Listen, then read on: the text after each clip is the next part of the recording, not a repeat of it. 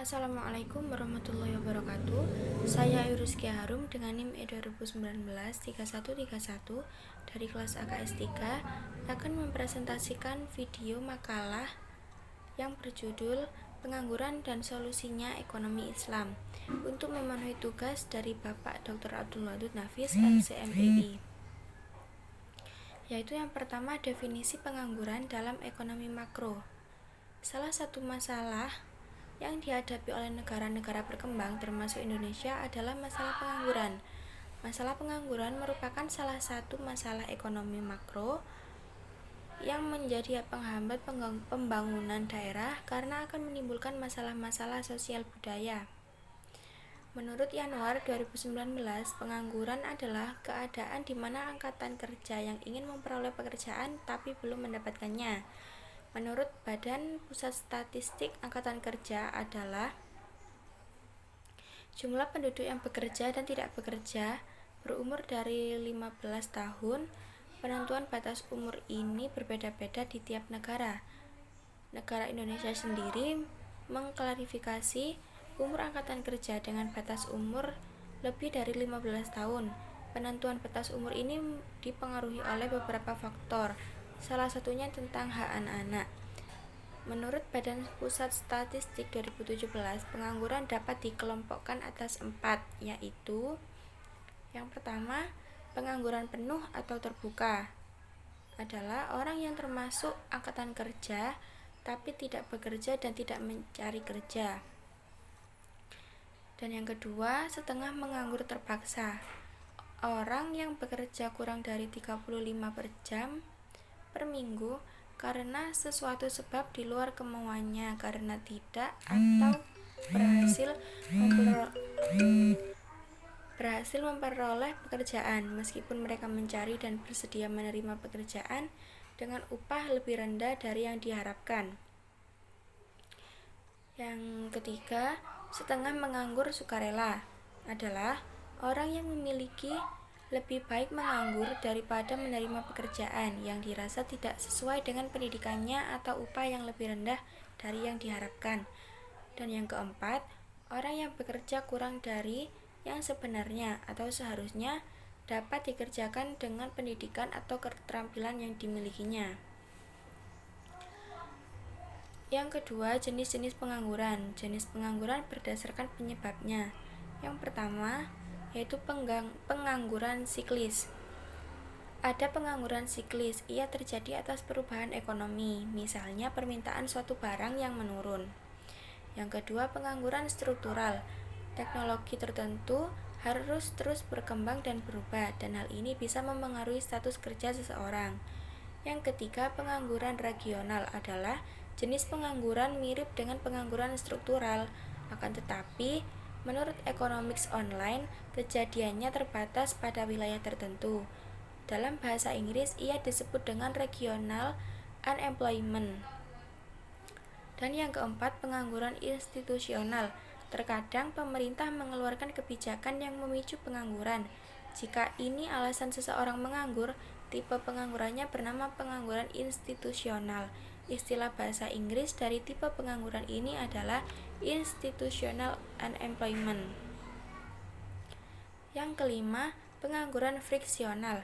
Pengangguran friksional adalah orang yang baru lulus kuliah, ia tengah mencari pekerjaan.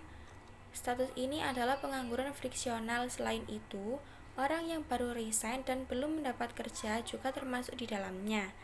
Dalam bahasa Inggris, ia disebut dengan frictional unemployment.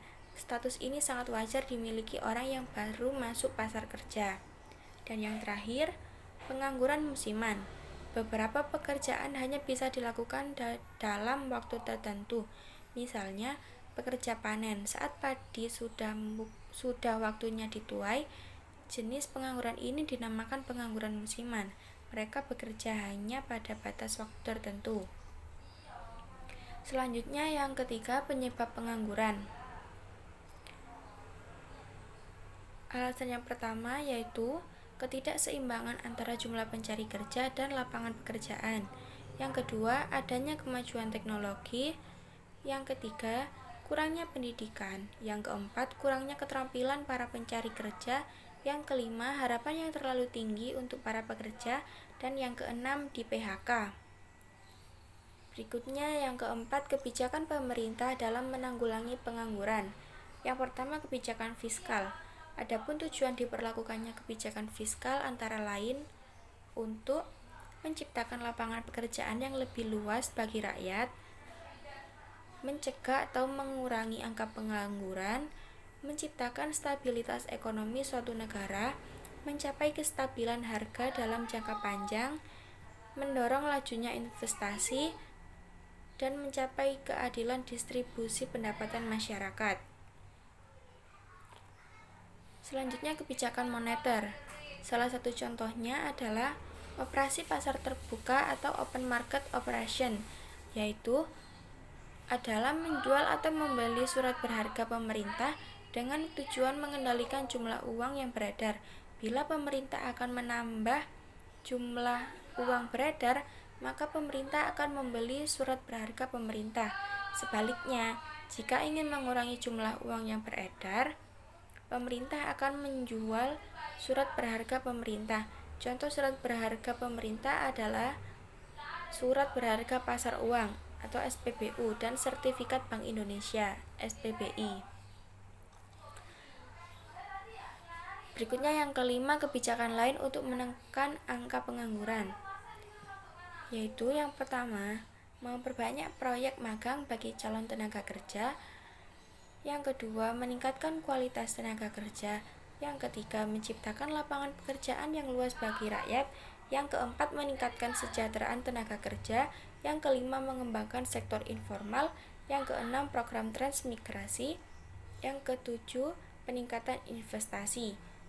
Selanjutnya, yang terakhir, solusi Islam untuk mengatasi pengangguran. Islam mewajibkan kepada setiap individu laki-laki untuk bekerja. Hal ini pernah dilakukan oleh Khalifah Umar RA.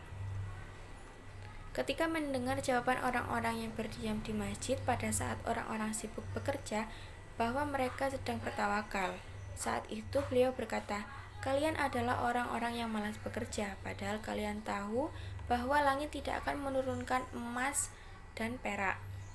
Kemudian Umar RA mengusir mereka dari masjid dan memberi mereka setakar biji-bijian. Jelas, solusi satu-satunya untuk keluar dari permasalahan ini harus mengganti sistem kapitalis dengan sistem Islam yang telah terbukti selama 13 abad mampu menyelesaikan segala permasalahan, bukan saja dalam masalah solusi Islam dalam mengatasi pengangguran. Sekian dari saya. Wassalamualaikum warahmatullahi wabarakatuh.